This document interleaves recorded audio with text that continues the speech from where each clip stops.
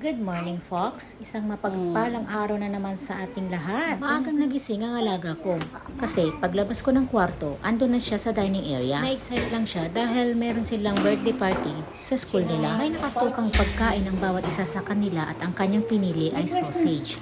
Isa sa mga paborito niya. Dito kasi sa Hong Kong, mga loves, sa isang classroom, lahat ng may birthday, example ngayong buwan ng March, ay sabay-sabay nilang i-celebrate sa huling linggo ng buwan. So ayun, alam niyo na. Sa tuwing bumababa kami sa lobby, hindi maiwasang kulitin ang alaga ko ng security guard sa baba.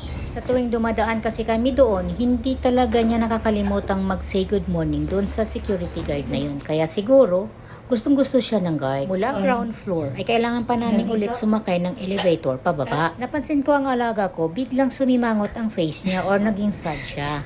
Tinanong ko kung bakit. Ayun, may hiccup pala siya. Ang ibig sabihin ng hiccup ay sinisinok. Para lang po yan sa mga taong hindi alam. Shortcut na po ang aming ginamit na daan ng alaga ko dahil late na siya. Ayun na nga, paglingon ko sa kanya, nakita ko na lang inangat niya yung kanyang damit. Smart girl. Ang sabi ko sa kanya, late na siya at hindi nga ako nagkamali.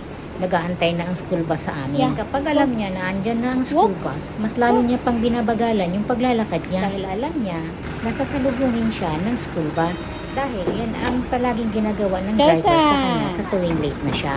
So ayan, nahatid ko na yung aking little post. Thank you for watching, mga loves. See you on my next video. Bye-bye!